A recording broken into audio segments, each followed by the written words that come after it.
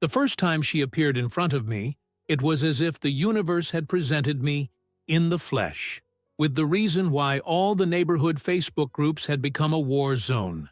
You know that kind of person who arrives slowly, with a cup of chamomile tea in hand, but within 2 minutes is already wanting to change the color of your fence, regulate the volume of your laughter, and control the direction of the wind?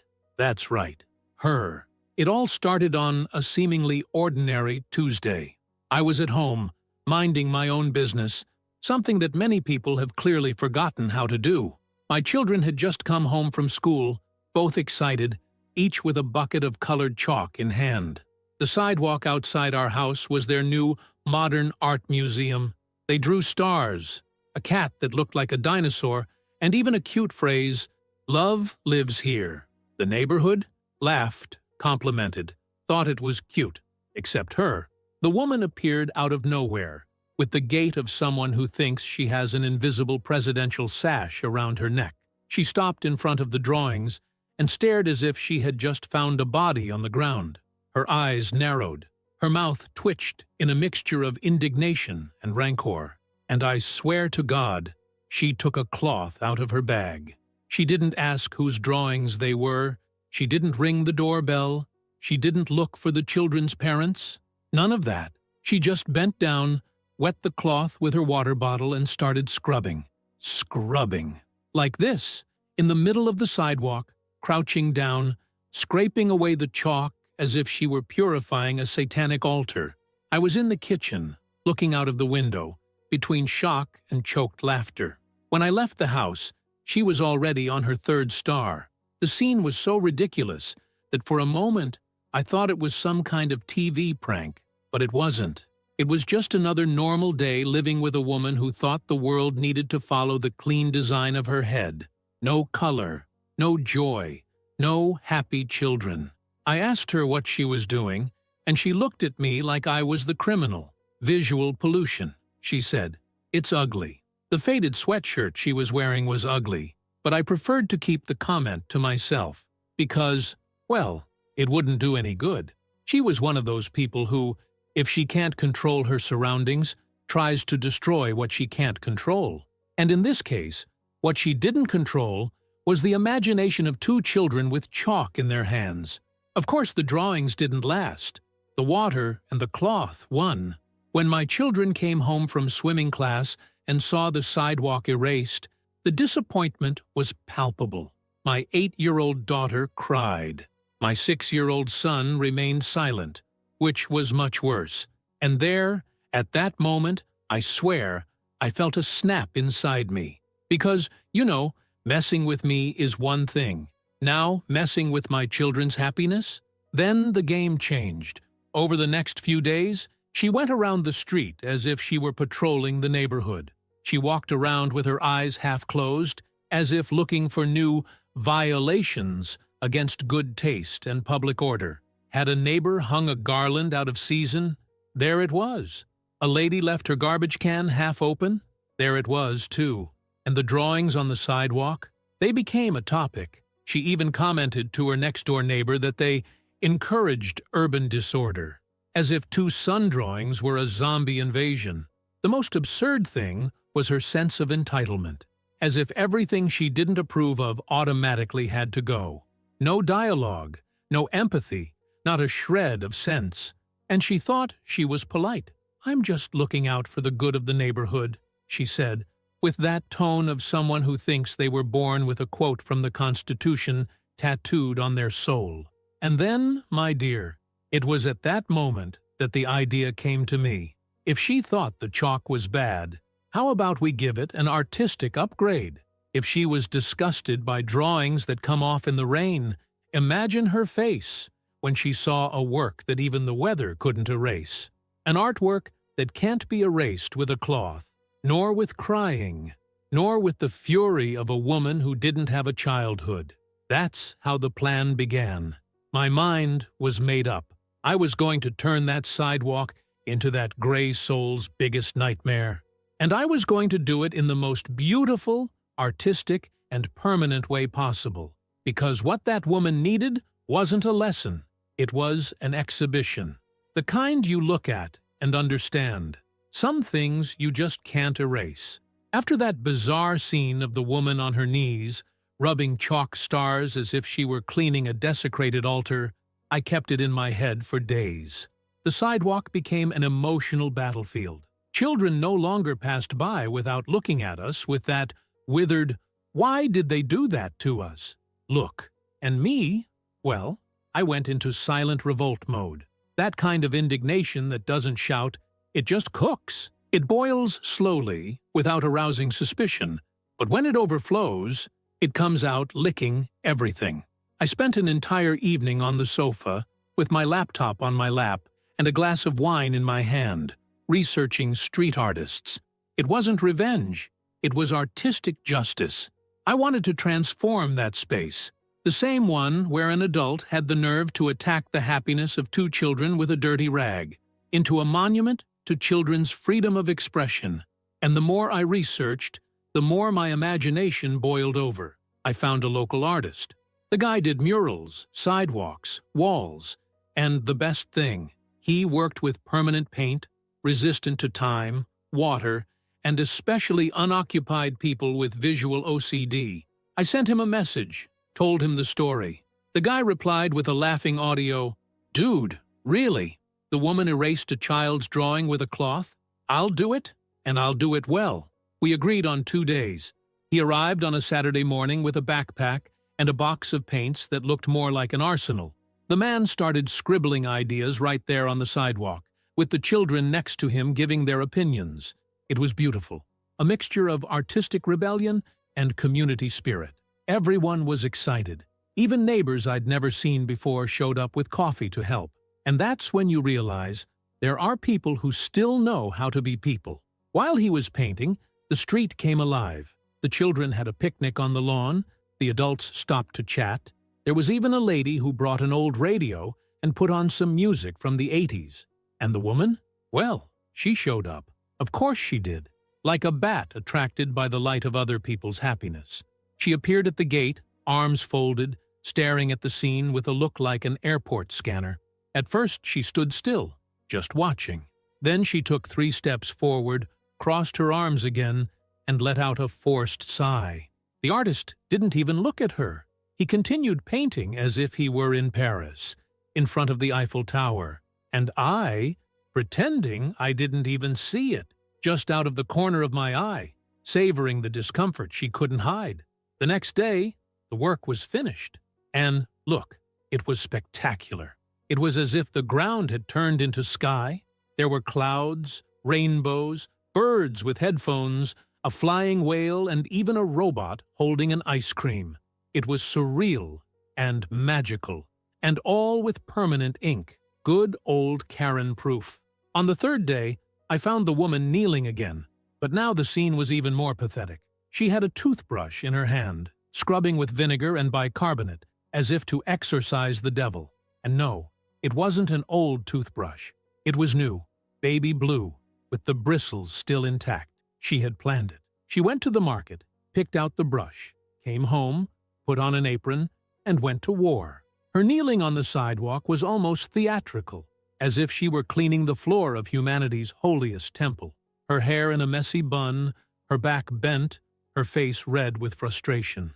And of course, the floor intact. Not a centimeter of the paint had cracked. The brush, on the other hand, was begging for a break. She had spent hours there. Every now and then, she got up, looked at the result, which was always nothing, huffed, and went back to scrubbing. She even brought a bucket of hot, soapy water. Then she tried detergent, all-purpose cleaner, and even nail polish remover. I watched it all from the window, cup of tea in hand, like a rich widow watching the chaos of the commoners. On the 4th day, she brought reinforcements, a spray that promised to remove everything. But everything didn't include art made with dedication, care, and a good coat of epoxy paint. The neighborhood began to comment. Some people drove by and slowed down just to see the show. There was even a teenager who took a photo of her squatting, sweating, and snorting with hatred. She became a fixture in the neighborhood group. That's when she started to change her tactics. She stopped trying to erase it and started saying that the drawing incited trouble, that it was visually aggressive. She sent messages to the neighborhood group with terms that sounded like something out of a military report. Irregular urban intervention, visual contamination, plastic disorder. But nobody took any notice, because deep down, everyone knew. She wasn't bothered by the sidewalk. She was bothered by the joy she wasn't able to feel, with the fact that, despite the whistles, crooked looks, and attempts to control her, the world didn't revolve around her personal taste. And so began the funniest phase of all. The woman obsessed with the painting that wouldn't fade, trying day after day to tear off with her fingers what she was never going to get. The right of others to exist outside the boring little pattern she had set up in her head. She started appearing earlier and earlier. It was as if the sidewalk had become the cross she herself had chosen to carry. 7 in the morning, Sunday, and there she was, kneeling in yellow gloves, scrubbing the paint as if she were cleaning the Vatican floor before the Pope's arrival. She had tried everything, literally everything. Hot water, caustic soda, industrial cleaner, steel sponge. One day she showed up with a drill, and he tried to use those little rotating brushes, you know, like car polish. He almost spun his arm around, but the paint was still there, intact, vibrant, mocking her with every cheerful color. The little bird with the headset seemed to laugh. The flying whale seemed to scoff. And the robot eating ice cream? He seemed to be holding the ice cream just to show that she was melting more than he was. She became a neighborhood attraction. There was a neighbor who took his dog for a walk just to see her morning performance. And every time it was a different scene. One day, she cried. Yes, she cried. She stopped scrubbing, sat down on the curb and stared at the painting as if it had ruined her life. An almost 60-year-old woman being defeated by a rainbow painted with water-resistant paint. Poetic, right? But instead of accepting defeat and getting on with her life, she decided to escalate the tantrum to another level. She started posting in the neighborhood group. First, they were indirect. Some residents don't seem to understand that visual rules help maintain the standard of the neighborhood. Then they became threats. If this isn't resolved, I'll be forced to take legal action. And then came the phase I've affectionately dubbed the judicial outbreak. She started printing photos of the sidewalk and attaching them to documents. Yes, documents.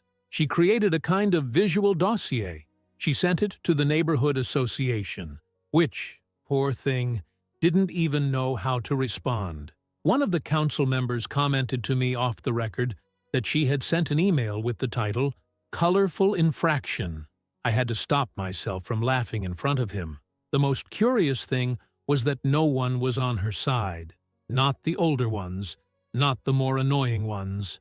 One of the neighbors, who until then had been known to complain about the sound of falling leaves, said at a barbecue, if she spent half that energy looking after her garden, maybe we wouldn't have to look at that dead bush since 2018.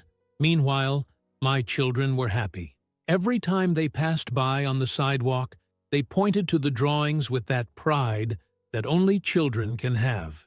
Their joy was pure, genuine, and totally incompatible with the monochrome universe that the woman was trying to force onto our street. But of course, like a good manual controller, she wasn't going to stop there. If she couldn't erase it, she was going to try to ban it. She started distributing petitions asking for regulation of unsolicited artistic interventions. She went door to door. She clapped her hands, smiled falsely, tried to convince her neighbors. Hardly anyone signed. One lady pretended to be deaf. One guy said he'd only sign if she drew a better picture. Francisco's grandson offered a signature if she did the moonwalk on the sidewalk. The woman turned purple. On one of those days, she knocked on my door. And look, it was almost funny, because she was shivering, not from cold, but from bottled-up indignation. She handed me a piece of paper that looked like unofficial notification. She said it was going to the legal department. I asked, "Do you have a lawyer for children's drawings on the sidewalk?" She didn't answer. She just turned her back and walked away stiffly. as if every step she took was a protest. Over the next few days, she disappeared for a while. I even thought she'd given up. My mistake. She returned a week later with what appeared to be a technical visit. 2 guys in suits, carrying briefcases, and looking like they'd rather be anywhere else in the world. One of them took a photo of the sidewalk. The other made some notes and shook his head like, "What have I gotten myself into?" She followed them as if she were guiding a NASA inspection. 10 minutes passed, the guys thanked her and left, and she stood there, looking like she'd won something that never came. A few days later, I found out that the experts were actually from a cleaning company. She wanted to know if there was a more aggressive chemical solution. The answer? We don't recommend trying to remove it. It could damage the concrete. She freaked out. She almost threw the flyer back in the guy's car. And that's when, at the height of the absurdity, the woman started giving interviews. Not for TV, of course, but for herself. She recorded videos talking about the negative psychological impact of unauthorized painting on public roads. She posted them on Facebook, in her church group, and even sent them to her school's mothers group, saying that bright colors could cause anxiety. The colors, screaming. I wondered if it was art or color terrorism in her head. But nothing, absolutely nothing, surpassed the 7th day, the last breath of her crusade. It was a hot afternoon. The sun was shining, and here she came, with a high-pressure jet. Borrowed it, rented it, I don't know. But the woman was there, with the hose on, ready to perform the final exorcism. She turned on the hose, pointed it at the ground, and applied pressure. The jet hit the paint, splashed water everywhere, and no paint came off. On the other hand, she got her legs wet, her dress dirty, almost fell twice, and attracted the curious gaze of the whole street.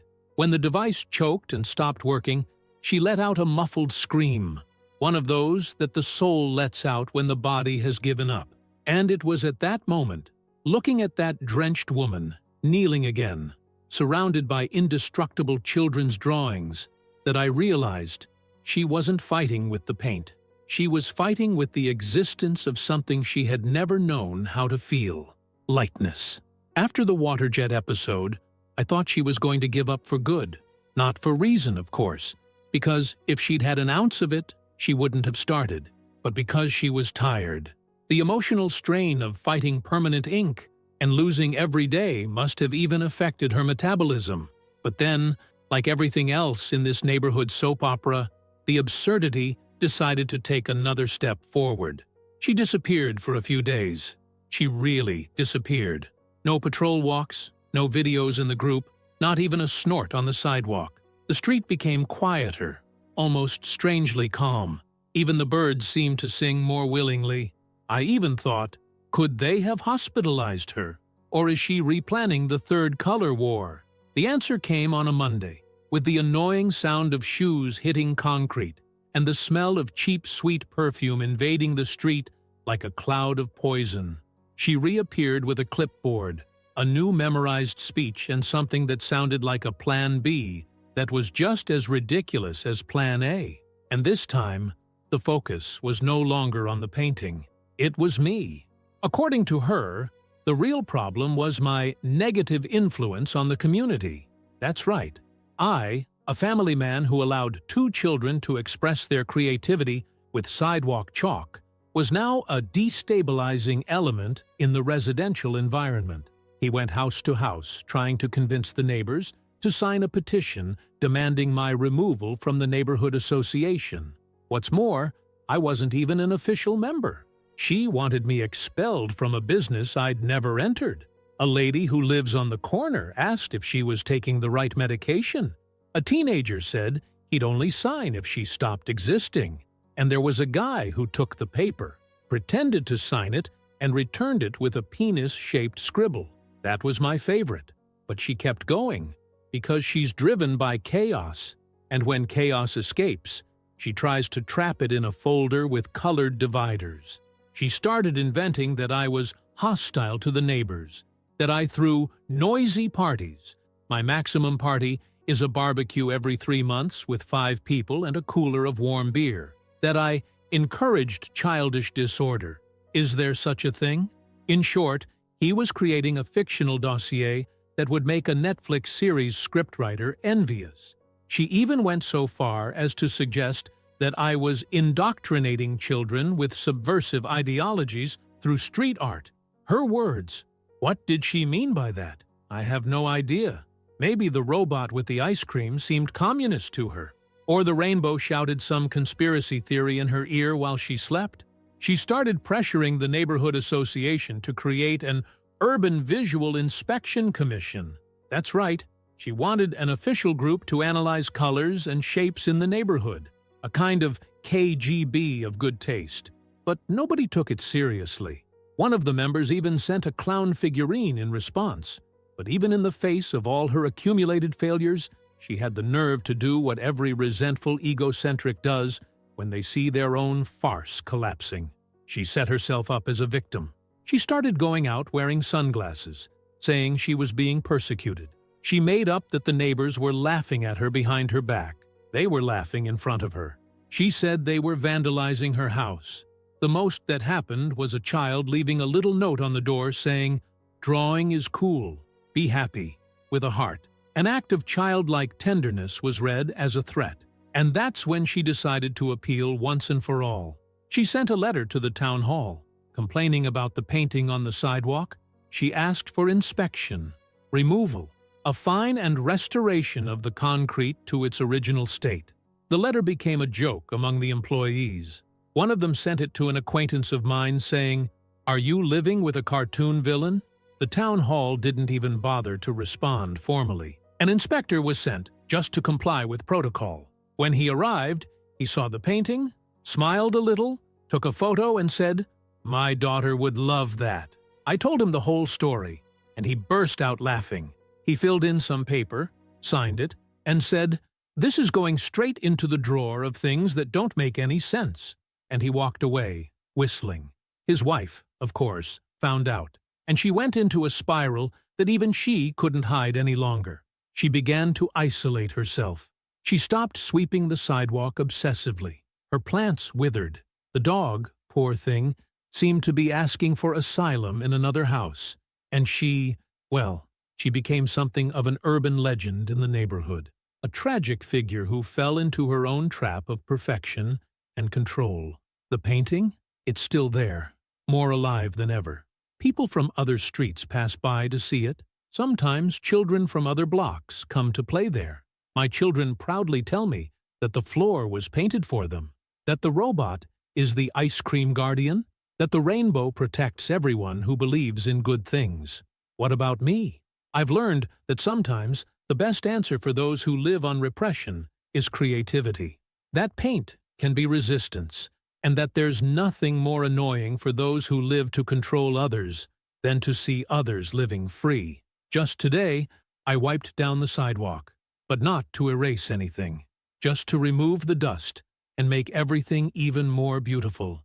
Because now that floor is almost a monument. And if you like what I've done, don't forget to leave your like and opinion here in the comments.